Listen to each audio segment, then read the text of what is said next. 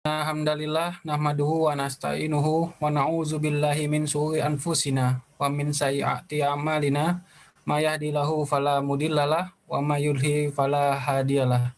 Asyhadu an la ilaha illallah wa asyhadu anna Muhammadan abduhu wa rasuluh.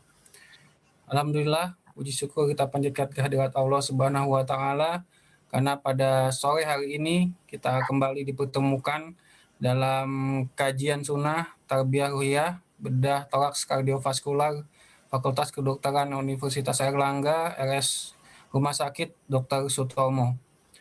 Alhamdulillah sekali kita pada sore hari ini diberikan kesempatan untuk dapat mengkaji ilmu dan mengenai topik mencegah kerapuhan iman.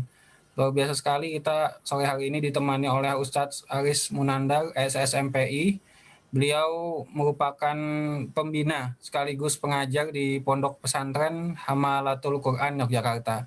Baik, untuk mempersingkat waktu sebelum kita memulai kekajian inti pada sore hari ini, marilah sama-sama kita mendengarkan tilawah Quran yang akan dibawakan oleh Dr. Rian. Kepada Rian kami persilahkan. Assalamualaikum warahmatullahi wabarakatuh. Waalaikumsalam warahmatullahi wabarakatuh.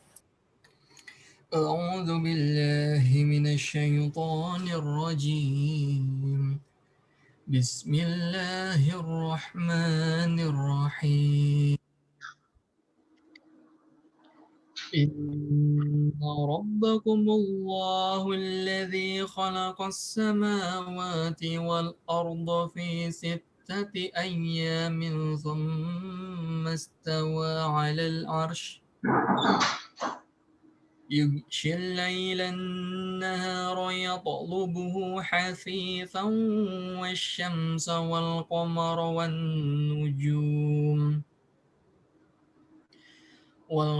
والنجوم مسخرات بأمره ألا له الخلق والأمر تبارك الله رب العالمين ادعوا ربكم تضرعا وخفية إنه لا يحب المعتدين ولا تفسدوا في الأرض بعد إصلاحها وادعوه خوفا وطمعا Inna rahmatallahi qaribun minal muhsinin. Sungguh Tuhanmu adalah Allah yang menciptakan langit dan bumi dalam 6 masa. Lalu dia bersemayam di atas arsy. Dia menutupkan malam kepada siang yang mengikutinya dengan cepat. Dia ciptakan matahari, bulan, dan bintang-bintang tunduk kepada perintahnya. Ingatlah, segala penciptaan dan urusan menjadi haknya. Maha suci Allah, Tuhan seluruh alam. Berdoalah kepada Tuhanmu dengan rendah hati dan suara yang lembut. Sungguh dia tidak menyukai orang-orang yang melampaui batas. Dan janganlah kamu berbuat kerusakan di bumi setelah diciptakan dengan baik. Berdoalah kepadanya dengan rasa takut dan penuh harap. Sesungguhnya rahmat Allah sangat dekat kepada orang yang berbuat kebaikan. Wassalamualaikum warahmatullahi wabarakatuh. Waalaikumsalam warahmatullahi wabarakatuh. Jazakallah khairan kepada Aryan. Semoga yang membacakan dan mendengarkan sama-sama mendapat berkah dari Allah Subhanahu wa taala. Baik, selanjutnya kita akan masuk ke acara inti kita pada sore hari ini. Kami ingatkan kepada para peserta kajian sunnah sore hari ini, bila ingin bertanya, nanti bisa menggunakan kolom chat di fasilitas Zoom atau langsung nanti pada akhir sesi bisa dapat langsung bertanya kepada Ustadz Aris Munandar. Insya Allah sesi diskusi mungkin nanti akan dimulai 1 jam lagi sebelum pukul 5. Baik, kepada Ustadz Aris Munandar kami persilahkan. Monggo Ustadz. Assalamualaikum warahmatullahi wabarakatuh. Waalaikumsalam. Innal hamdalillah nahmaduhu wa nasta'inuhu wa nastaghfiruh. ونعوذ بالله من شرور أنفسنا ومن سيئات أعمالنا من يهده الله فلا مضل له ومن يضلل فلا هادي له وأشهد أن لا إله إلا الله وحده لا شريك له وأشهد أن محمدا عبده ورسوله صلى الله عليه وعلى آله وصحبه وسلم أما بعد. Kaum muslimin dan muslimah rahimani wa rahimakumullah. hal yang paling berharga dalam kehidupan kita adalah keimanan yang ada pada diri kita. Maka iman adalah perbendaharaan dan simpanan yang paling mahal. Dan karena siapa yang kehilangan iman, siapa yang imannya itu hilang, rapuh bahkan kemudian hancur, maka dia kehilangan kehidupan yang hakiki. Dan semua kehilangan di dunia ini ada gantinya. Dan bisa jadi gantinya itu jauh lebih baik. Kecuali kehilangan iman. Maka kehilangan iman tidak ada gantinya. Kalau orang kehilangan kendaraan, kendaraannya dicuri orang, tadi rampok orang, nanti bisa beli kendaraan lagi, dan bisa jadi Allah berikan rezeki sehingga malah bisa beli yang lebih bagus. Jika orang kehilangan rumah, rumahnya kebakaran atau terjadi gempa bumi, maka masih bisa bangun lagi. Jika kita kehilangan orang yang ada di dekat dengan hati kita, maka setelah itu bisa jadi Allah datangkan orang yang jauh lebih bermanfaat dalam hidup kita dan lebih dekat dengan kita. Maka semua kehilangan di dunia ini ada gantinya, kecuali kehilangan iman. Nah, oleh karena itu, karena itu maka seorang yang menyadari hal ini, bahasanya semua kehilangan itu ada gantinya kecuali kehilangan iman, maka dia akan betul-betul merawat iman. Jangan sampai imannya itu rapuh atau bahkan hancur, kemudian lenyap, musnah, tak berbekas. Dan semua derita yang dialami oleh manusia dalam hidup ini, itu ujung yang paling jelek deritanya adalah kematian. Itu derita yang paling, itu ujung dari segala derita, kemiskinan, sakit, dan sebagainya. Itu ujung yang paling buruk adalah kematian. Namun jika seorang itu mati dan meninggal dunia dalam keadaan membawa iman, maka ada harapan besar di balik kematian. Akan tetapi jika musibah yang terjadi adalah musibah hilang iman, maka hidup itu tidak ada nilainya. Maka hidup pun tidak ada nilainya. Dan jika itu dibawa sampai meninggal dunia, maka setelah meninggal, setelah kematian, tidak ada lagi harapan. Yang ada adalah putus harapan dari mendapatkan nikmat dan karunia Allah Subhanahu wa taala. Oleh karena itu, karena hidup yang hakiki adalah manakala hidup itu di dalam iman,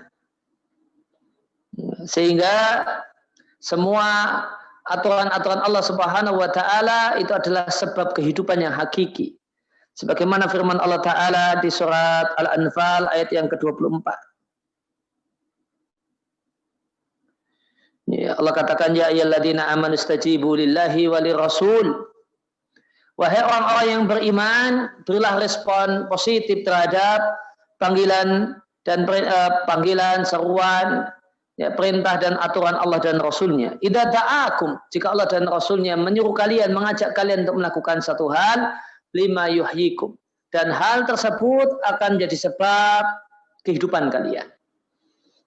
Maka ada kehidupan yang sesungguhnya di balik aturan-aturan Allah Subhanahu wa taala.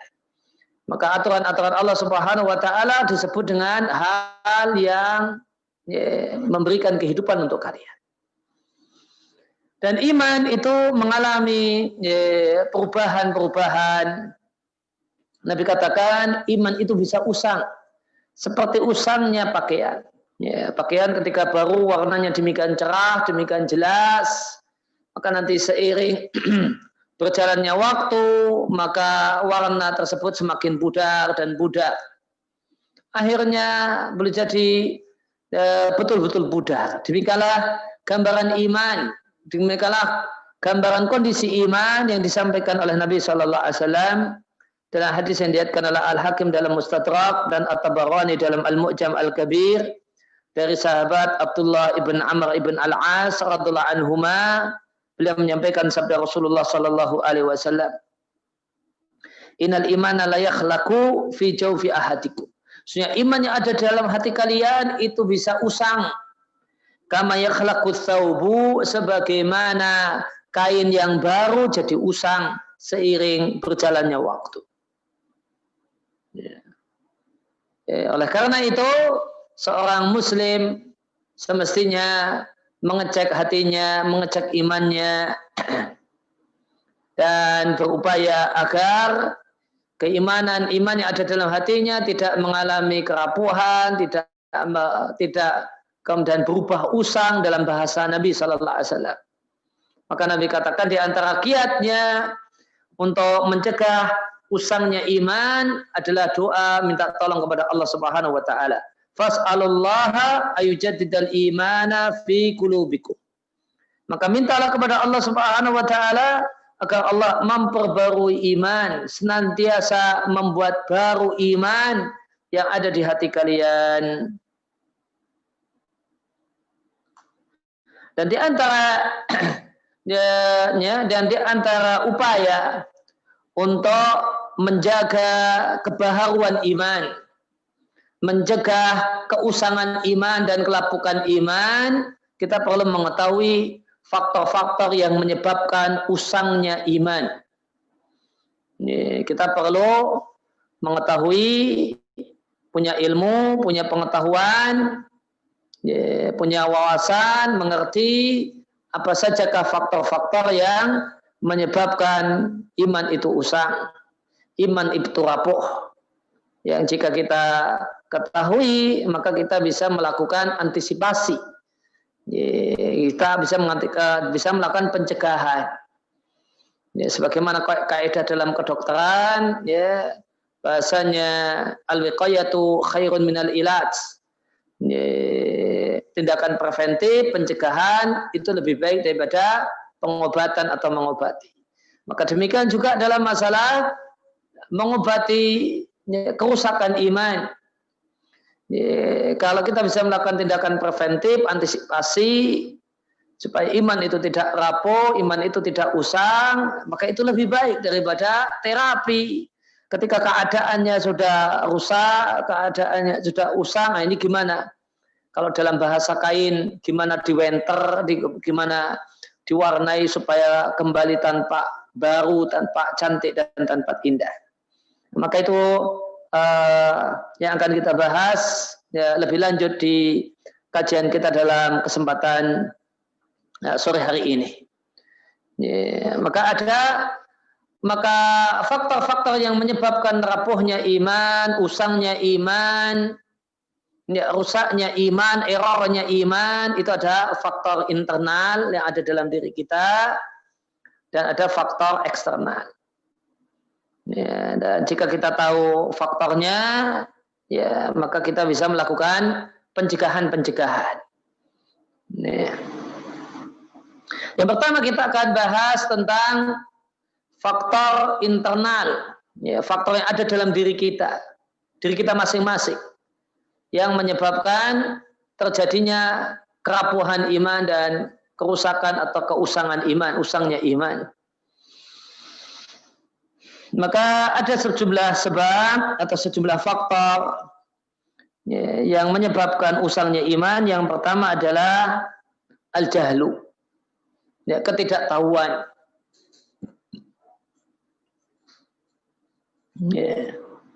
Dan mengetahui atau kemudian ketidaktahuan, bahasa mungkin kasarnya kebodohan, dalam hal ini mencakup terutama adalah kebodohan tentang Allah dan tentang kemahakuasaan Allah, tentang bagaimanakah kita kemahakuasaan Allah. Allah itu meliputi kita, Allah mendengar semua yang kita ucapkan, melihat semua yang kita lakukan.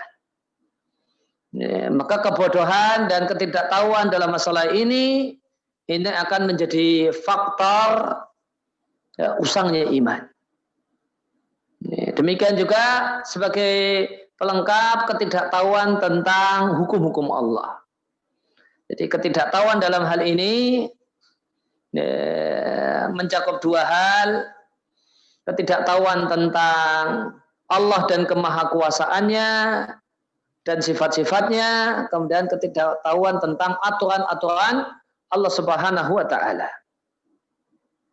Sebagaimana pengetahuan dalam hal ini ada dua hal: pengetahuan yang betul-betul terhunjam dalam hati tentang Allah dan kemahakuasaannya. Sadar betul kalau Allah melihat semua yang kita lakukan. Sadar betul kalau Allah Subhanahu wa taala mendengar semua yang kita ucapkan. Sadar betul bahasanya Allah adalah zat yang keras siksaannya dan hukumannya kepada orang yang durhaka. Sadar betul kalau Allah itu adalah zat yang sayang dengan hamba-hambanya yang mendekat kepadanya, yang beribadah kepadanya. Kemudian yang kedua, pengetahuan tentang aturan-aturan Allah Subhanahu wa taala. Maka manusia yang paling ideal itu adalah orang yang ada pada dirinya dua pengetahuan ini. Mengetahui aturan-aturan Allah dan mengetahui dan meresapi dalam dirinya kemahakuasaan Allah Subhanahu wa taala. Ya, Allah itu maha kuasa, Allah itu maha melihat, Allah itu maha mendengar, Allah itu maha mengetahui. Itu betul-betul masuk ke dalam hatinya. Maka ini orang yang maka imannya itu sangat terjaga jika ada pada dirinya dua hal ini, al-ilmu billah dan al-ilmu bi amrillah. Ilmu tentang Allah, tentang bagaimanakah sifat-sifat Allah, dan ilmu tentang aturan-aturan Allah Subhanahu wa taala.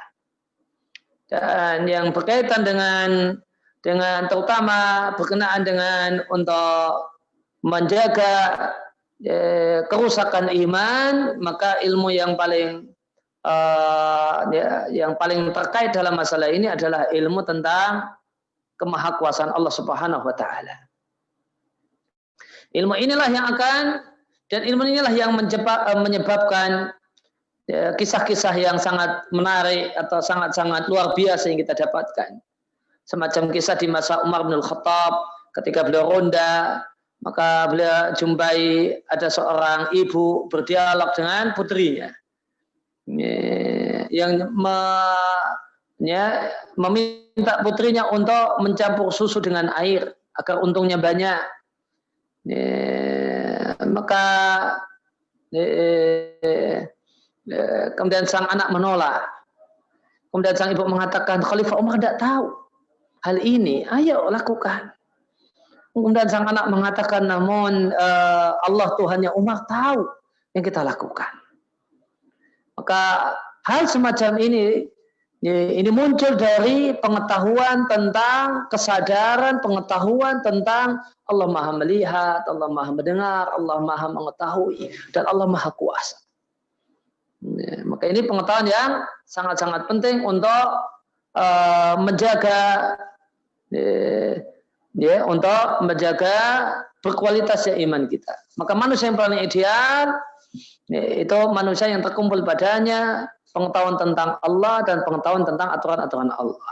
Kemudian di bawahnya ada manusia yang mengetahui mengenal Allah namun kurang mengenal aturan-aturan Allah. Kemudian di bawahnya orang yang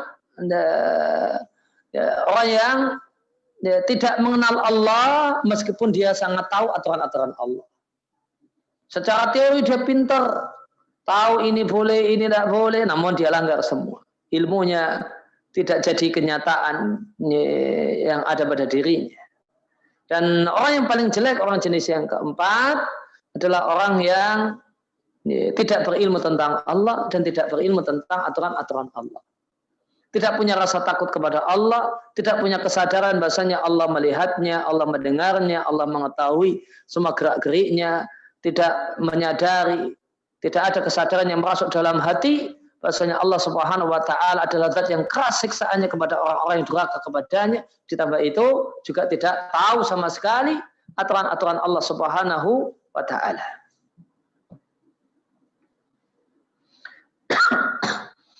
Ya, maka kebodohan, ketidaktahuan di sini adalah lawan dari pengetahuan, sebagaimana pengetahuan, terutama pengetahuan tentang Allah Subhanahu wa taala itu menambah iman dan menguatkan iman. Demikian juga maka ketidaktahuan tentang Allah Subhanahu wa taala, sedikitnya pengetahuan dan kesadaran tentang sifat-sifat Allah Subhanahu wa taala itu menyebabkan lemahnya iman dan rapuhnya iman.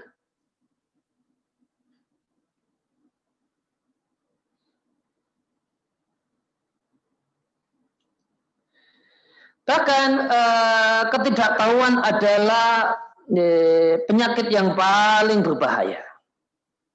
Bahkan ketidaktahuan tentang Allah Subhanahu wa taala adalah asas musibah, pondasinya musibah.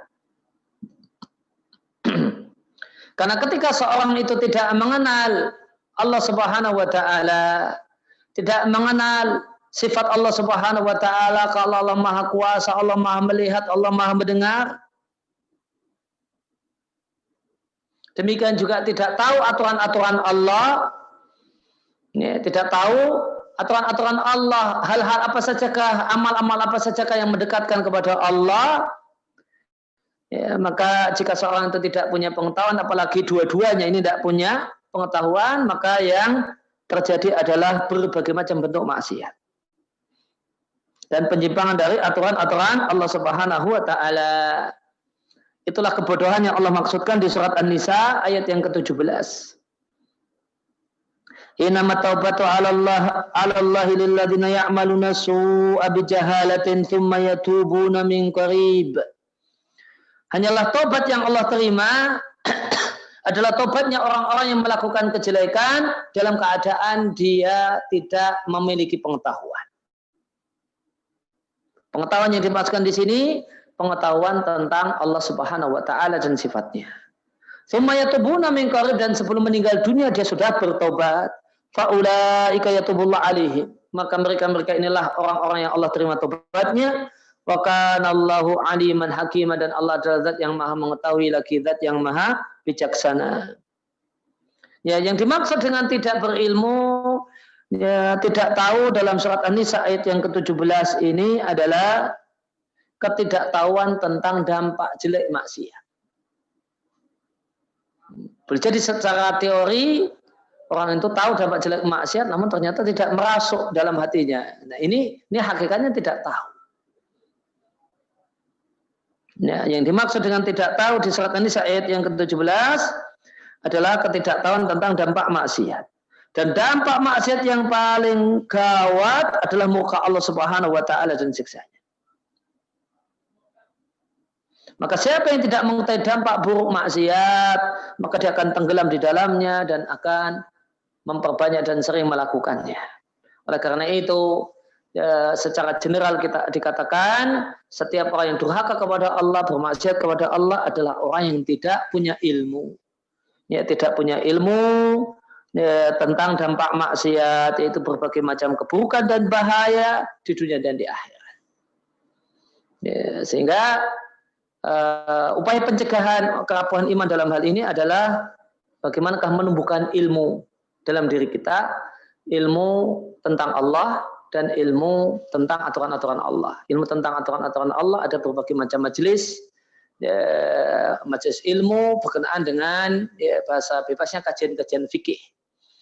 Ya, sehingga kita tahu aturan-aturan Allah Subhanahu wa taala.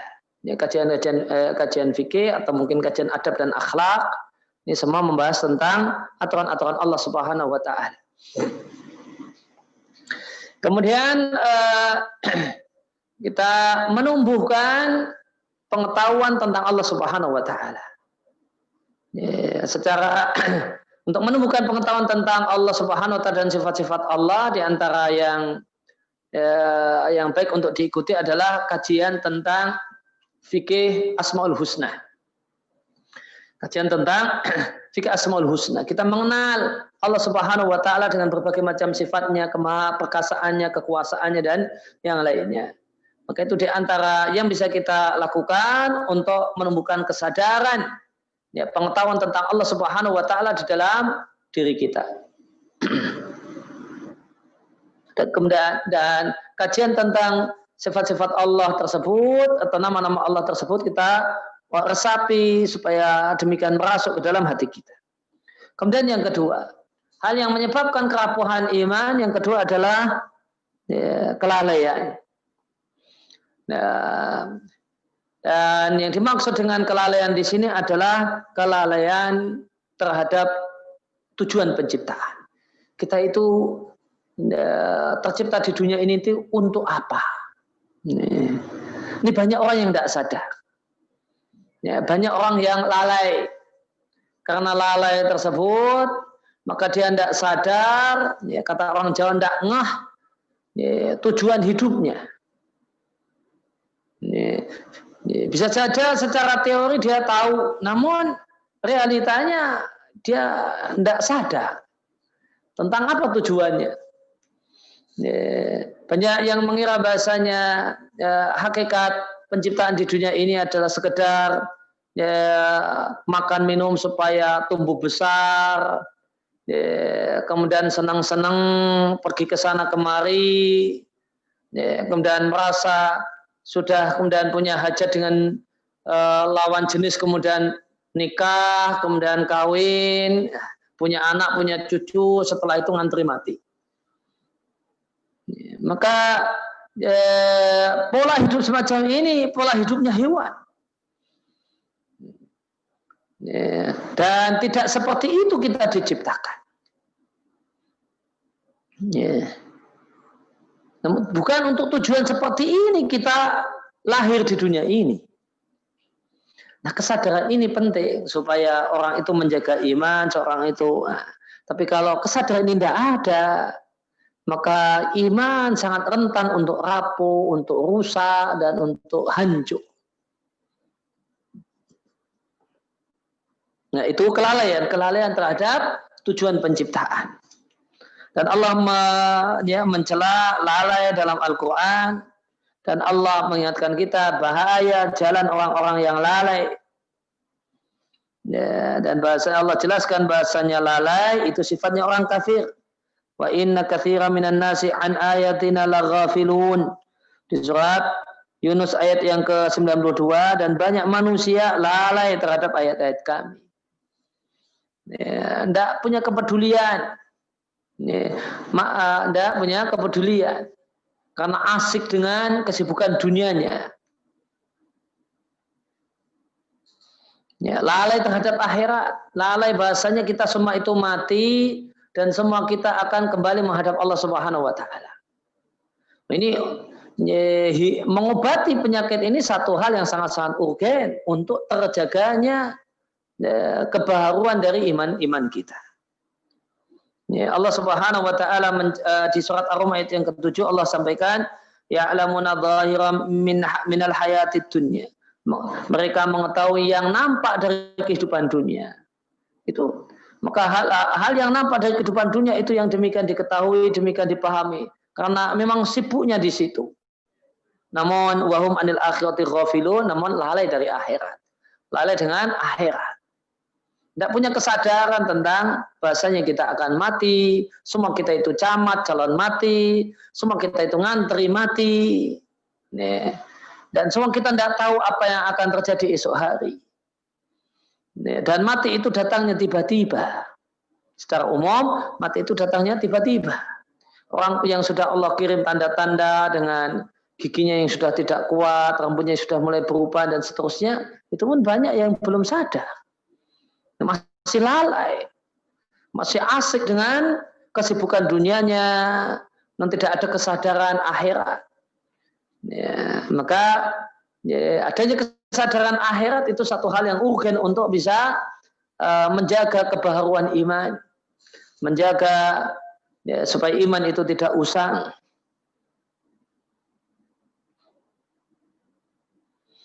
Maka jika seorang itu terkena penyakit lalai, lalai dengan tujuan penciptaan, lalai dengan akhirat, maka berarti ada pada dirinya penyakit yang sangat-sangat berbahaya. Dan penyakit lalai ini akan menjauhkan seseorang dari aktivitas mengingat Allah Subhanahu wa taala. Maka tidak ada aktivitas mengingat Allah. Adanya aktivitas mengejar ya, semata-mata mengejar karir, semata-mata mengejar harta dan seterusnya. Ya, saya katakan semata-mata mengejar karir, semata-mata mengejar harta. Artinya tidak ada tujuan yang lainnya. Tapi kalau supaya tidak salah tangkap, ya. Kalau orang itu mengejar dunia, mengejar harta dalam makna positif untuk melaksanakan kewajiban sebagai seorang suami, sebagai seorang ayah, itu bab yang berbeda. Kita bicara tentang sibuk dengan hal-hal tersebut, semata-mata sibuk dengan hal itu sehingga tidak ada perhatian, tidak ada kesadaran untuk membangun akhirat, untuk memperbaiki akhirat. Sehingga tidak ada kesadaran untuk melaksanakan perintah Allah dan merasa tenang dan nyaman ketika taat kepada Allah Subhanahu wa taala. Ya, kemudian yang ketiga adalah ya, ini penyakit ya, diri kita adalah berpaling, cuek, masa bodoh. Nah, ini mungkin ya dampak dari lalai. Orang itu kalau lalai dengan akhirat, sibuk dengan dunianya, dan dan dengan berbagai dinamika kehidupan di dunia, lalai dengan tujuan penciptaannya, maka ya bisa kemudian lebih parah lagi ketika ditambah dengan masa bodoh. Tidak punya peduli. Tidak punya peduli dengan agama, tidak punya kepedulian dengan akhirat. Seakan-akan dia punya kesan kalau hidup ya cuma di dunia ini.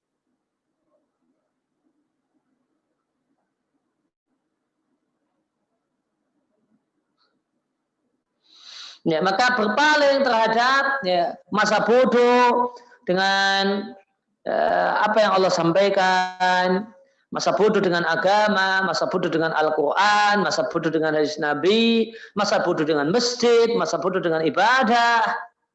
Maka ini tentu bukanlah sifat orang yang terpuji, dan sifat orang yang tercela.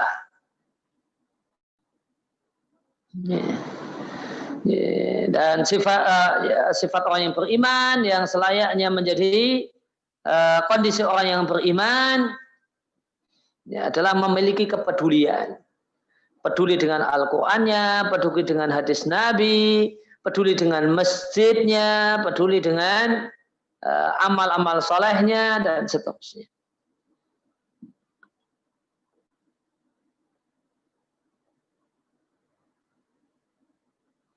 Allah Subhanahu wa taala berfirman di surat As-Sajdah ayat yang ke-22, "Wa man allamu mimman dzukira bi ayati rabbi tsumma a'rada anha, inna minal mujrimina muntaqimun."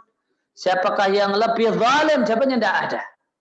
Dibandingkan orang yang diingatkan dengan ayat-ayat Rabb-nya, tsumma a'rada anha, kemudian dia berpaling. Dia masa bodoh, dia cuek, dia tidak peduli. Nah, dengan itu semua, inna minal mujrimina muntaqimun, sungguh kami akan menghukum ya, orang-orang yang berbuat jahat.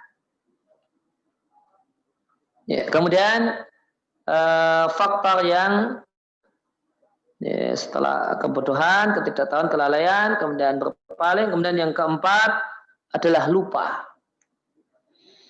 Nah, tentu lupa itu ada dua macam, ada lupa yang dimaklumi, lupa dalam artian misalnya karena satu hal lupa kalau belum sholat asar, nah, misalnya. Maka lupa yang semacam ini tidaklah tercela, karena memang ya, orang yang lupa yang tidak ingat. Nah, gitu. Ya, lupa kalau belum sholat asar ya memang tidak ingat. Mau gimana lagi? Ya, maka lupa jenis ini lupa yang dimaklumi.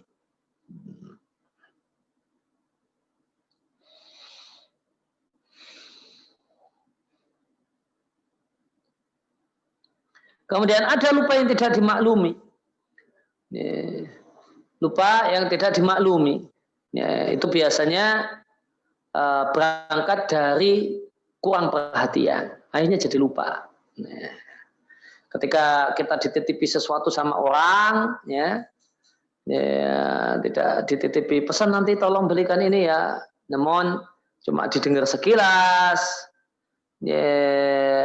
artinya berpaling, artinya masa bodoh, tidak peduli, buktinya tidak dicatat, gitu. Akhirnya nanti balik-balik pesanan tersebut tidak dibawakan dan dia katakan maaf saya lupa. Maka ada lupa yang itu faktor karena atau dampak derivat dari masa bodoh, nggak peduli. Nah ini yang tercela. Dan dalam hal ini lupa yang tercela adalah lupa yang sengaja. Sebagaimana firman Allah Ta'ala di surat Al-Hasyr ayat yang ke-19. Allah katakan, wala takunu kalladzina nasullaha fa'ansahum anfusahum ulaika humudz zalimun. Janganlah kalian seperti orang-orang yang lupa dengan Allah. Lupa dengan Allah ini bukan kelupaan kemudian belum sholat asar dan sebagainya, bukan. Namun lupa di sini adalah dengan sengaja. Tidak mau mendekat, tidak mau beribadah kepada Allah Subhanahu wa taala. Fa'ansahum anfusahum, maka balasannya Allah akan buat mereka ini lupa tentang apa yang terbaik untuk dirinya sendiri.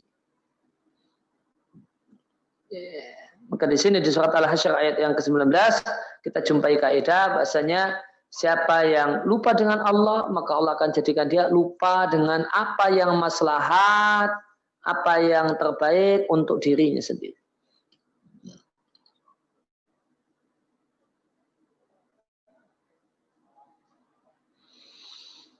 Maka orang yang tidak lupa dengan Allah namun ingat Allah Subhanahu wa taala itu akan memiliki kesadaran betul tentang apa yang manfaat bagi diri kita.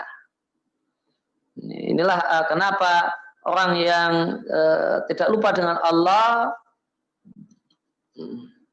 namun rajin beribadah kepada Allah, dia akan jadi orang yang menjaga kesehatannya dengan tidak narkoba, dengan tidak khamar, minum-minuman keras atau yang lainnya.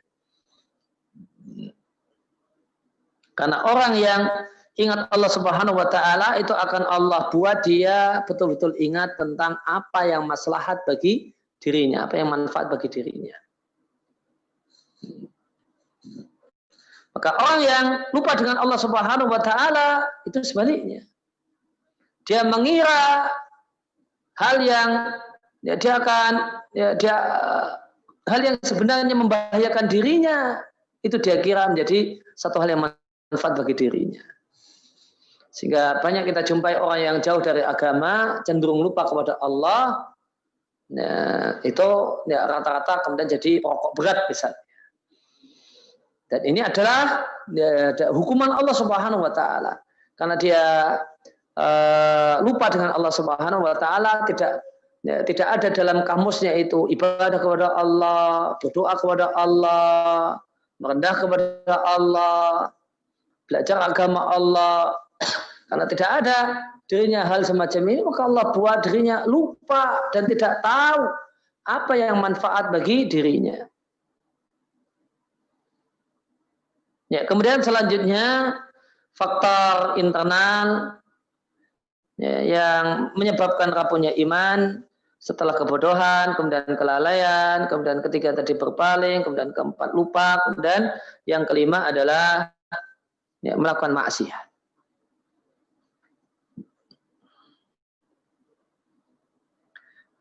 Namun maksiat yang dimaksudkan di sini itu maksiat dalam pengertian yang lengkap. Maksiat dalam pengertian yang lengkap itu bukan hanya menerjang hal-hal yang dilarang, namun tidak mengerjakan hal-hal yang diwajibkan, itu juga maksiat. Maka maksiat itu bukan hanya durhaka sama orang tua, dengan menyakiti orang tua, menyakiti hati orang tua sampai dia nangis, sampai beliau menangis misalnya. Namun tidak melaksanakan kewajiban berbakti, membahagiakan orang tua, menyenangkan orang tua, ini juga ya, bagian dari maksiat. Ya, maka seringkali maksiat itu identiknya dengan melakukan hal-hal yang terlarang, berzina, mencuri, minum khamar, yang mengkonsumsi narkoba dan yang lainnya. Ya, dan ya, seringkali terlupa bahasanya termasuk maksiat adalah tidak melaksanakan kewajiban.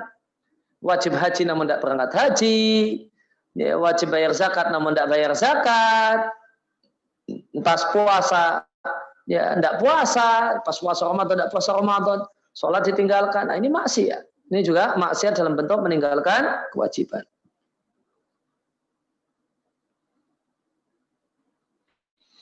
Dan maksiat tentu ada nilainya dosa besar dan ada nilainya dosa kecil. Dan dosa besar pun ada dosa besar yang paling besar, yaitu menyekutukan Allah Subhanahu wa taala, kemudian membunuh, kemudian berzina. Ya, oleh karena itu, dan satu hal yang patut diingat, seorang muslim hendaknya tidak meremehkan kejelekan.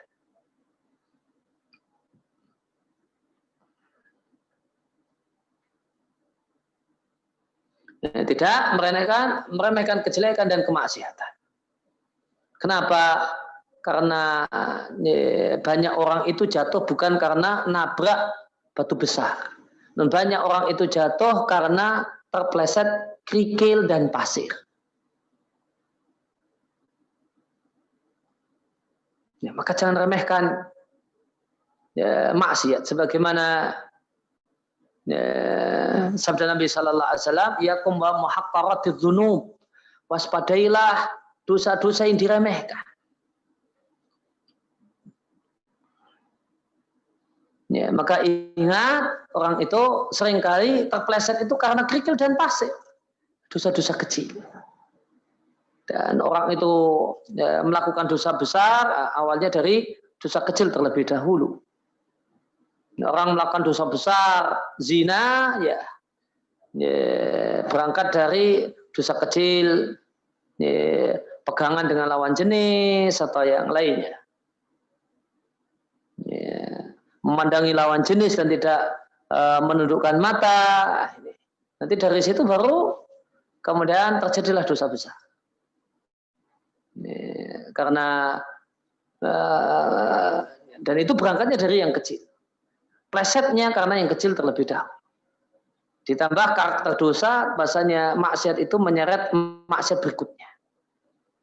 Ya, sebagaimana perkataan salah satu ulama salaf yang dikutip oleh Ibnu Katsir di tafsir beliau di surat Al-Lail, inna min thawabil hasanati as-sayyiati ba'daha. Di antara balasan melakukan maksiat dan kejelekan adalah dimudahkan untuk melakukan kejelekan berikutnya. Ya, kemudian yang keenam, di antara faktor yang menyebabkan ya, kerapuhan iman adalah jiwa kita sendiri yang belum terdidik, sehingga jiwanya masih belumlah jiwa yang merasakan nikmatnya taat, nikmatnya dengar adzan, nikmatnya jalan kaki pergi ke masjid, nikmatnya sholat, nikmatnya berzikir, nikmatnya sholat duha, nikmatnya bersedekah, nikmatnya bayar zakat. Nah, maka ketika hati kita belum tergolong hati yang merasakan kenyamanan, ketenangan dalam ketaatan, ya, maka hati ini, maka diri ini masih diri yang suka mengajak pada kejelekan. Dan supaya iman itu terjaga sehingga tidak mengalami kerapuhan, ya, harus mewaspadai jiwa yang mengajak pada kejelekan semacam ini. Dan berupaya untuk mendidik jiwanya agar menjadi jiwa yang tenang. Jadi ada nafsul amarah bisu dan ada nafsul mutmainnah. Nah, supaya seorang itu menjadi orang yang, dan ini bukan nafsu di sini, diri di sini bukan dua benda yang berbeda, namun sifat benda yang berbeda. Bendanya sama, yaitu jiwa yang ada pada diri kita. Namun ada jiwa yang nyaman dengan kebaikan karena sudah menikmati, sudah merasakan nikmatnya, ya tutup aurat, nikmatnya pakai jilbab, nikmatnya puasa wajib, nikmatnya puasa sunnah, nikmatnya puasa Senin Kemis dan seterusnya. Dan ada itu jiwa yang mutmainnah, ada jiwa yang belum demikian. Ya, maka jiwa ini bisa saja stabil untuk melakukan mendorong pada kejelekan, stabilnya mendorong pada kejelekan. Nah ini jiwa yang stabil mendorong pada kejelekan ini berpeluang besar untuk terjadinya kerapuhan iman.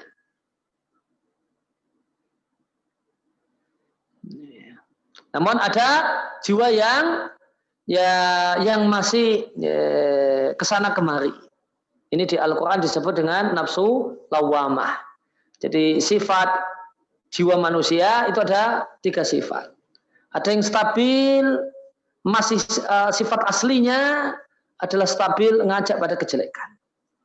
Ada yang bisa kemudian mampu mendidik jiwanya sehingga jiwanya itu melihat indahnya iman, melihat indahnya ketaatan, dan demikian jelek dan menjijikkannya keburukan dan kemaksiatan. Nah itu jiwa namanya jiwa mutmainnah. Dan ada yang masih labil, kadang pas kemudian musim Ramadan, pas Ramadan ya nanti jadi jiwa yang nyaman dengan kebaikan. Ramadan selesai juga kebaikannya. Nah ini namanya al-lawamah. Sehingga ketika lagi semangat untuk berbuat jelek, dia kemudian mencela dirinya sendiri. Kenapa kamu kok kesempatan maksiat gak dimanfaatkan, gak diambil? Dia cela dirinya. Namun ketika pas sedang cenderung pada kebaikan, dia salahkan juga dirinya sendiri. Ya, kenapa bergelimang pada kejelekan dan keburukan? Meskipun nanti juga terjerumus lagi dalam kejelekan dan keburukan. Nah itu jiwa lawamah.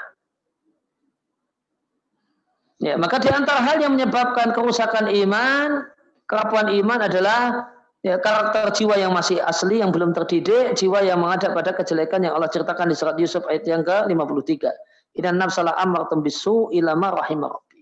Maksudnya jiwa manusia itu suka memprovokasi untuk melakukan kejelekan kecuali yang jiwa yang mendapatkan rahmat dan kasih sayang Rabbku. Demikian juga di antara muqaddimah yang suka Nabi baca, innal hamdalillahi nahmaduhu wa nasta'inuhu wa nastaghfiruh wa na'udzu billahi min syururi anfusina.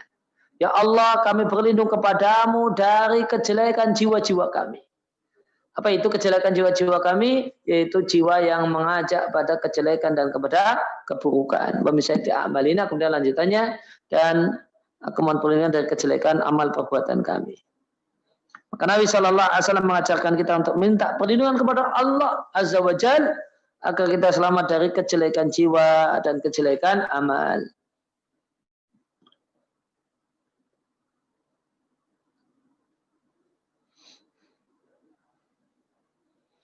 Nah itu 6 poin tentang faktor kerapuhan iman dari sisi internal dalam diri kita masing-masing. Kemudian yang kedua, faktor eksternal yang menyebabkan kerapuhan iman. Ya, ada banyak, namun kalau diringkas intinya 3. Yang pertama adalah godaan setan. Dan godaan setan adalah godaan yang paling gawat bahayanya dan paling besar bahayanya. Karena setan adalah musuh bebuyutan manusia. Sebagaimana Allah tegaskan di surat Fatir ayat yang ke-6, inna syaitana lakum aduwwu fattakhiduhu aduwwa. Setan itu adalah musuh kalian manusia, sikapi dan perlakukan setan dengan sebagai musuh, jangan sebagai kawan. Innam yada'u hisbahu liyakunu min ashabis sa'ir. Sesungguhnya setan itu mendorong orang-orang yang mau bergabung dengan rombongannya untuk menjadi penghuni neraka.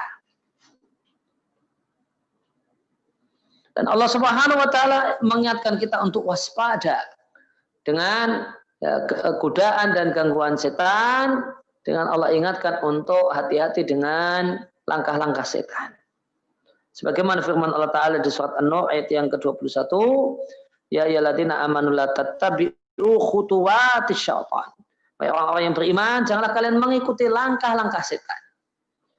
Wa may yattabi' khutuwatis syaitan fa innahu ya'muru bil fahsya'i wal munkar.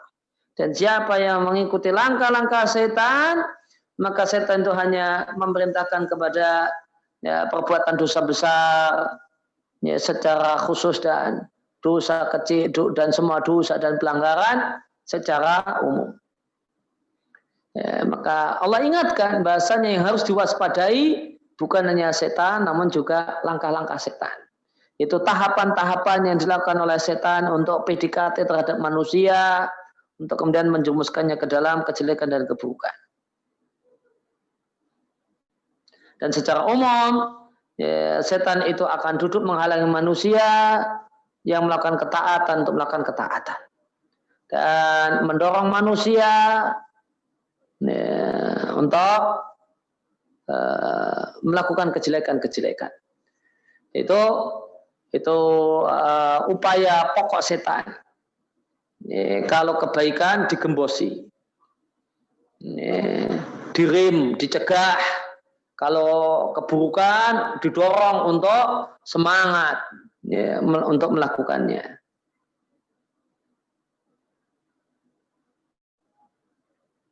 Dan kalau itu kebaikan digembosi.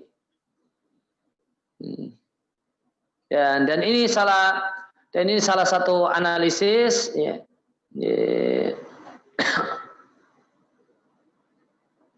kenapa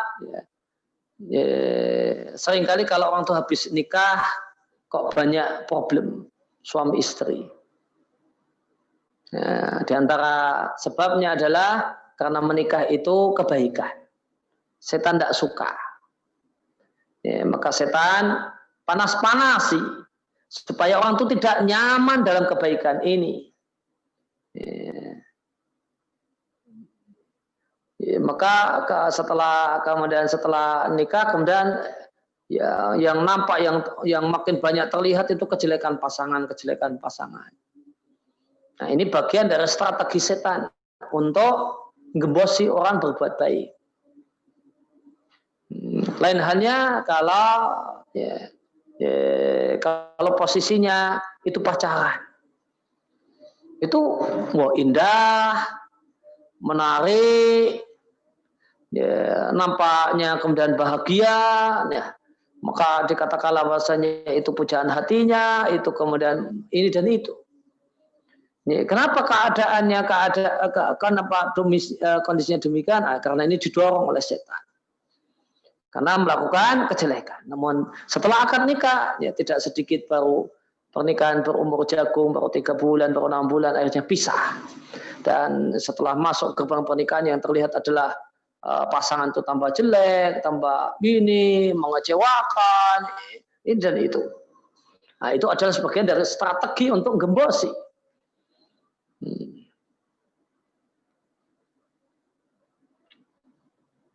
Maka itulah 2 pokok upaya setan.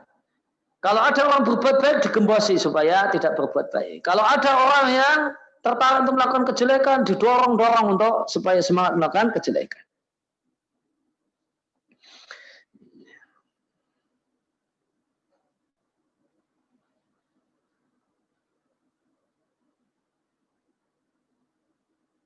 Maka strategi setan kalau masalah kebaikan, ketaatan, amal soleh, maka dia akan gembosi, dia akan ngerem, dia akan menghalangi manusia untuk melakukannya. Namun kalau itu kalau untuk memastikan tapi kalau itu maksiat, itu melanggar larangan Allah Subhanahu wa taala, maka akan disemangati, dikompor-kompor, didorong. Ini secara umum demikian 2 strategi setan dalam menyesatkan manusia.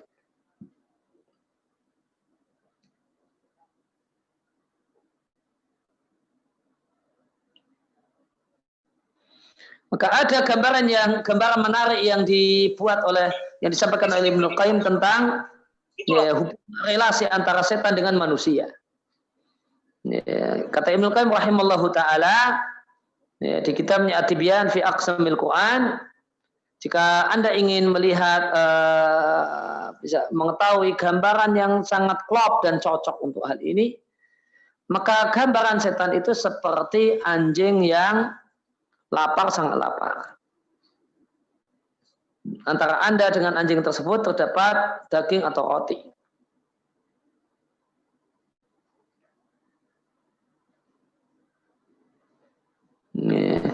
Maka setan ini kemudian mencermati Anda.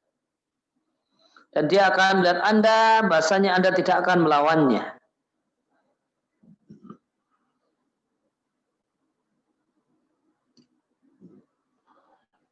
Dan posisinya sangat dekat dengan Anda. Maka Anda berusaha untuk menghardiknya dan meneriaknya supaya pergi. Namun dia tidak mau. Dia selalu nempel Anda. Dan akan menyerang apa yang ada di hadapan Anda. Demikian gambaran semangat setan dalam semangat setan digambarkan demikian. Seperti anjing lapar. Semangat setan untuk menghalangi manusia dalam kebaikan.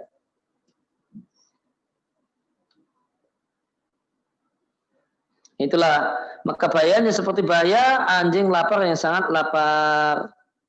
Bahayanya luar biasa. Dan ini terjadi jika seorang itu tidak minta perlindungan kepada yang ngatur setan, yang jadi rajanya setan, yaitu Allah Subhanahu wa taala. Kemudian yang kedua, faktor eksternal yang menyebabkan kerapuhan iman adalah godaan dunia. Namun dunia di sini bukan dalam pengertian malam dan siang. Karena itu adalah waktu dan itu adalah modal utama seorang muslim dalam hidup ini. Dunia di sini bukan maknanya bumi. Ya, ada tumbuh-tumbuhan, ada gunung, ada pantai, ada lautan. Bukan itu dunia yang tercela ya, dan dunia yang dimaksudkan. Namun dunia yang tercela dan dimaksudkan adalah kesibukan. Kesibukan dengan kesibukan yang menyibukkan dengan dunia tersebut dengan berbagai macam bentuknya. Dan berkenaan dengan masalah dunia ada dua hal yang patut dibedakan, yaitu mendapatkan dunia dan memburu dunia. Mendapatkan dunia itu ya, secara umum tidak tercela. Orang mendapatkan di antara bentuk dunia, ya, orang kemudian mendapatkan harta yang berlimpah, tidak tercela. Orang punya kedudukan, punya jabatan, tidak tercela. Di antara bentuk dunia pujian manusia, dapat pujian orang tidak tercela. Di antara bentuk dunia adalah populer, kondang, terkenal. Jadi orang terkenal, di mana-mana orang kenal, tidak tercela. Nah ini dunia dalam pengertian mendapatkan dunia. Yang tercela dari dunia adalah rakus dengan dunia, mengejar dunia, pontang-panting untuk mendapatkan dunia, pontang-panting supaya jadi orang terkenal, ya, jadi selebgram atau yang lainnya, pontang-panting. Sampai ini dibuka, telanjang dan sebagainya supaya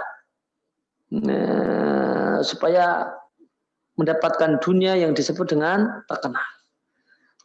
Maka di antara dunia, nah itu kalau di zaman medsos ini ya follower itu dunia. Mendapatkan dunia tidak tercela, tapi memburu dunia itu yang tercela. Dan betapa banyak orang memburu dunia, ya, dan di antara bentuk dunianya adalah follower, ya, sampai kemudian dia hilangkan urat malu, ada urat malunya. Itu cuma sekedar memburu dunia yang namanya like, yang namanya follower. Banyak orang pontang-panting untuk itu. Ya, sebagian lagi pontang-panting untuk memburu dunia yang namanya jumlah like, jumlah follower, tujuannya nanti untuk mendapatkan, untuk memburu dunia berupa harta. Nanti jadi YouTuber, kemudian jadi kaya karena YouTuber, maka supaya kaya, supaya kekayaan didapatkan dari karena jadi YouTuber, maka gimana supaya channelnya itu followernya banyak. Followernya banyak. Yang karena tujuannya cuma untuk memburu dunia supaya terkenal, ya dia terkenal, followernya banyak, maka pesan bolak-balik, like, komen, dan subscribe, gitu. Nah itu dunia sekarang, itu dunia. Untuk dunia. Ya, like, komen, banyaknya yang komen, banyaknya yang like, banyaknya yang subscribe, banyaknya follower, itu dunia. Mendapatkan dunia tidak tercela, tapi memburu dunia. Nah, pontang-panting untuk itu sampai melanggar aturan-aturan Allah, nah ini yang tercela.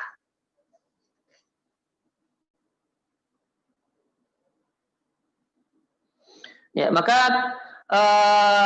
godaan dunia, maka ini faktor yang sangat berbahaya, mempengaruhi kerapuhan iman. Terutama jika dunia itu menjadi orientasi hidup seseorang. Ya, maka disebutlah dalam bahasa Indonesia, matanya mata duitan. Itu bahasa lain dari orientasinya adalah orientasi dunia. Ya. Dan di antara yang paling luar biasa untuk menjadikan orang itu orientasi hidupnya dunia, nah itu kalau ikut MLM ya, nah nanti kemudian motivasi dunia, pokoknya gimana supaya kemudian orang yang didapatkan adalah dunia dan dunia. Ketemu orang itu bukannya kemudian acara bersosialisasi, non gimana kemudian ini direkrut untuk untuk ikut jadi downline-nya atau misalnya. Karena dunia telah jadi orientasi hidup. Populer jadi orientasi hidup. Jadi orang terkenal jadi orientasi hidup. Kaya raya jadi orientasi hidup. Nah, kalau jadi orientasi hidup, maka orang pontang-panting untuk mendapatkannya. Susah payah untuk mendapatkannya. Nah, itu yang tercela. Nah, maka mendapatkan dunia, ternyata dapat karunia Allah, kemudian diberi kemudahan untuk mendapatkan dunia. Nah, itu tidak tercela, namun susah payah, pontang-panting, jungkir balik untuk dan rakus dengan dunia. Nah, itu yang tercela.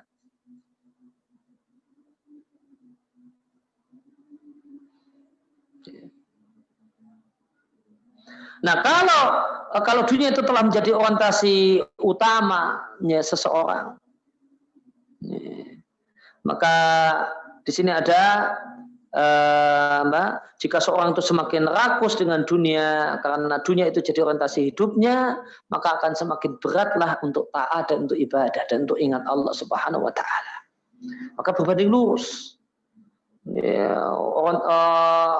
Rakusnya terhadap dunia luar biasa, maka beratnya untuk ibadah juga luar biasa.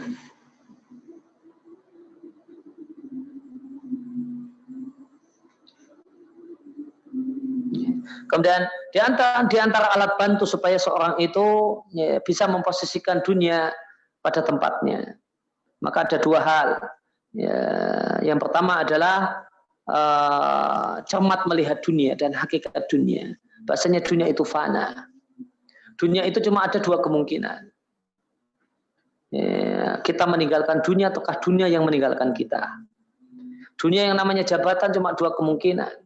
Kita mati duluan sebelum pensiun, atau dunia yang meninggalkan kita karena kita pensiun. Ada dua kemungkinan itu. Harta demikian juga.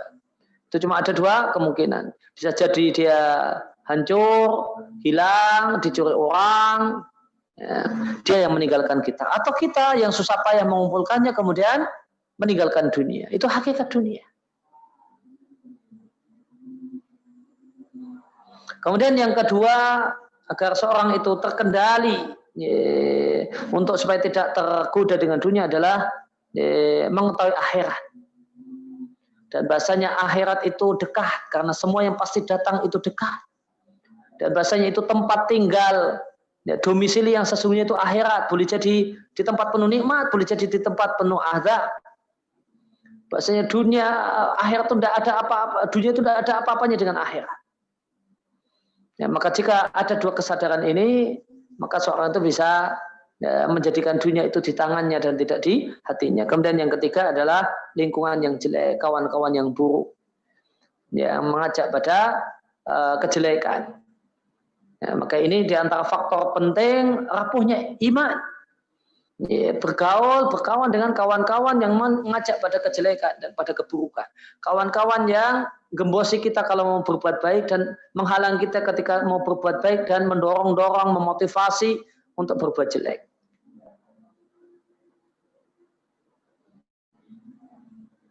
Ya, oleh karena itu ada nasihat dari Al-Fudail bin Iyad rahimallahu taala, laisa lil mu'min ayaqa'ada ma'a kulli man syaa. Orang yang beriman itu tidak akan duduk bersama setiap orang. Dia akan pilih-pilih. Hanya duduk bersama orang yang dia bisa mengambil manfaat dari orang tersebut atau memberi manfaat pada orang tersebut. Sufyan Ats-Tsauri rahimahullah ta'ala mengatakan, laisa ablaghu fi fasadi rajulin. Tidak ada yang sangat-sangat efektif merusak seseorang. Wa salahihi, namun juga tidak ada yang lebih efektif daripada yang membuat baiknya seseorang dan solehnya seseorang min sahibin, melebihi kawan. Maka ya, kalau sampai kawan dekatnya itu orang yang rusak, ya, maka ini sangat efektif untuk jadi alat perusak. Namun jika kawan dekatnya adalah orang yang saleh, maka itu alat efektif untuk solehnya orang tersebut.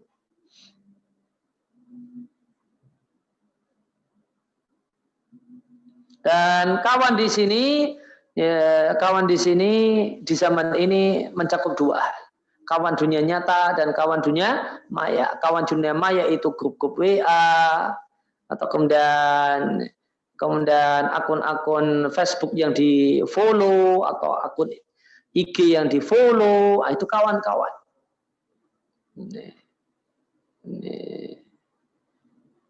Demikian juga kawan di dunia nyata. Bahkan kita lihat bahasanya kawan dunia maya itu jauh lebih mempengaruhi daripada kawan dunia nyata. Karena orang sekarang lebih intens bergaul, bersosialisasi dengan kawan dunia maya daripada kawan dunia nyata. Dan termasuk kemudian kawan di dunia maya, channel YouTube yang di subscribe, ya, itu termasuk kawan dunia maya. Atau kemudian channel televisi yang rajin diikuti, atau channel-channel apa yang lainnya, itu juga termasuk kawan dunia nyata. Dan itu satu salah pilih, itu satu hal yang sangat luar biasa. Sebagaimana tadi kata Sufyan Ats-Tsauri, kalau bikin kawan itu kalau baik itu betul-betul efektif untuk mencetak seorang itu jadi orang baik, namun kalau jelek betul-betul luar biasa mencetak orang itu jadi orang yang jelek. Demikian kurang lebih yang bisa kami sampaikan sebagai materi di kesempatan kali ini. Wassallallahu ala nabiyina Muhammadin wa ala alihi washabihi wasallam wa akhdawana alhamdulillahi rabbil alamin. Jazakallahu khairan kasiran Ustaz atas materi yang disampaikan. Mungkin sebelum menutup kajian sore ini ada beberapa pertanyaan Ustadz. Ada 3 pertanyaan Ustadz dari peserta kajian sore hari ini. Saya bacakan satu persatu ya Ustadz. Ini yang pertama dari Dr. Cesario. Assalamualaikum Ustadz, izin bertanya, bagaimana cara untuk menjaga iman tetap baik di tengah zaman yang penuh fitnah dan maksiat seperti sekarang ini? Terima kasih Ustadz. Maka jawabannya adalah al-ma'sum man asamallahu, al-mahfudhu man hafidhallahu. Orang yang terjaga adalah orang yang dijaga oleh Allah Subhanahu wa taala. Orang yang selamat adalah orang yang diselamatkan oleh Allah Subhanahu wa taala. Maka kiat yang pokok adalah merendah kepada Allah Subhanahu wa taala, memelas, merengek kepada Allah agar kita dijadikan sebagai orang yang Allah selamatkan. Dan kita minta kepada Allah agar senantiasa ditolong oleh Allah Subhanahu wa taala. Di antara doa yang Nabi ajarkan kepada kita, ya Hayyu ya Qayyum bi rahmatika astaghitsu. Ya wahai Zat yang Maha Hidup, wahai Zat yang mengurusi makhluk-makhluknya, dengan kasih sayang aku minta tolong. Wa aslih li sya'ni kullahu. Ya Allah, perbaikilah semua keadaanku. Jagalah diriku. Wala takini ila nafsi tarfata aini. Ya Allah, jangan pernah Engkau tinggalkan diriku. Ya, jangan pernah Engkau tidak menolongku dan membantuku meskipun hanya sekejap mata. Maka kita minta kepada Allah agar Allah itu senantiasa menolong, membantu, ya, dan tidak pernah, dan kita itu selalu mendapatkan bantuan dan pertolongan Allah dan tidak pernah tidak mendapatkan hal tersebut meskipun hanya sekejap mata. Kemudian yang kedua adalah kawan dan lingkungan yang baik. Pilih-pilih kawan dan lingkungan yang baik. Bukan berarti kita membenci, memusuhi yang lain, namun yang lainnya cukup kita posisikan sebagai kenalan, untuk kemudian jaga jarak secukupnya. Adapun yang kita akrab dekat, maka orang-orang yang kita harapkan memberikan kepada kita energi positif, motivasi, semangat, dan keteladanan. Kemudian yang ketiga adalah di antara kiat yang pokok adalah menghadiri majelis-majelis ilmu, karena itu sumber pencerahan. Itu majelis-majelis ilmu. Terutama majelis-majelis ilmu offline sebenarnya. Namun ketika kondisi tidak memungkinkan, maka yang online pun tidak masalah. Nah, ya Ustadz, kita lanjut ke pertanyaan kedua dan ketiga. Ini sebenarnya hampir sama ini Ustadz, topiknya mengenai keluarga. Saya bacakan ke Ustadz. Assalamualaikum Ustadz, izin bertanya, bagaimana cara kita mengingatkan orang tua kita yang imannya sedang turun sehingga melalaikan ibadah yang wajib tanpa menyinggung perasaan orang tua. Sedangkan yang kedua itu Ustadz, untuk cara menanamkan keimanan pada anak-anak, kan kadang kita itu sedikit menakut-nakuti atau berbohong ya Ustadz. Misalnya dengan kata-kata, nanti kalau tidak sholat dikejar orang gila. Mungkin maksudnya baik, tapi caranya mungkin kurang baik. Jadi bagaimana Ustadz cara mendidik anak supaya imannya baik? Terima kasih Ustadz. Saya mulai dari yang kedua, semangat untuk kemudian menanamkan hal-hal yang positif kepada anak, satu hal yang baik. Namun Nabi melarang mendidik anak dengan cara bohong. Ada seorang ibu yang manggil anaknya, kemudian Nabi tanyai, kau panggil anakmu untuk apa? Saya mau memberikan ini kepadanya, memberikan kurma kepadanya, bahasa kita ngasih permen untuknya. Dan Nabi sampaikan, jika engkau panggil kemudian katanya mau ngasih sesuatu ternyata tidak, maka itu tercatat sebagai sebuah kebohongan. Ya, maka jangan didik anak dengan kebohongan semacam kalau nggak sholat dikejar orang gila, dikejar anjing dan sebagainya. Ya, jangan kemudian menakut-nakuti hal yang tidak ini. Nanti disuntik Pak Dokter lo, nanti kemudian tangkap polisi dan seterusnya. Ya, namun didik anak dengan hal-hal yang berkenaan dengan iman, dikenalkan tentang surga, dikenalkan tentang neraka, dikenalkan tentang Allah, kemudian nanti kalau kita sholat itu kita bersyukur kepada Allah, bentuk terima kasih kepada Allah, Allah yang ngasih umur, Allah yang ngasih makan, Allah yang ngasih napas dan seterusnya. Ya, nanti Allah akan sayang, Allah akan masukkan kita ke dalam surga, nanti kita bisa sekeluarga masuk ke surga gitu. Sampaikan hal itu kepada anak. Nanti bisa kumpul sama bapak ibu, sama kakak, sama adik kalau kita rajin ibadah, rajin sholat dan kalimat-kalimat semisal. Ya, jadi lebih ke arah kemudian bagaimanakah menanamkan hal yang benar berkaitan dengan akhirat. Gitu. Kemudian yang pertama tentang memberikan masukan kepada orang tua yang tidak menggurui. Ya, maka ini tentu kita yang lebih tahu, masing-masing kita lebih tahu mana yang tepat, yang pas untuk orang tua. Ya, bisa saja kemudian kita titip pesan kepada orang yang dihormati oleh orang tua kita, Pak D misalnya, atau kita ngobrol namun dikasih guyon-guyon agak nyerempet-nyerempet misalnya. Atau kemudian kita mungkin bisa nyetel kajian agak keras yang itu berkaitan dengan hal tersebut, Atau kalau orang tua kita suka baca, maka kita letakkan di dekat mata yang bisa beliau pandang, bacaan-bacaan yang mungkin menarik perhatian beliau, kemudian mau berkenan untuk membacanya. Atau kemudian ada trik-trik yang lainnya, ini tentu beda-beda, tergantung masing-masing karakter orang tua, dan anak mestinya lebih mengetahui mana yang lebih tepat dan lebih pas untuk orang tuanya masing-masing. Nah, Terima kasih Ustadz. Mungkin ada pertanyaan langsung dari peserta yang ingin bertanya pada Ustadz Aris Munandar sebelum kita tutup tepat di pukul 5.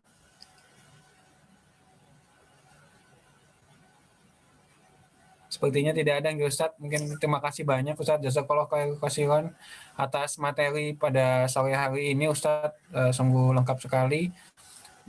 Semoga kita semua dapat bertemu kembali dengan Ustadz Aris Munandar dalam kajian-kajian sunnah selanjutnya.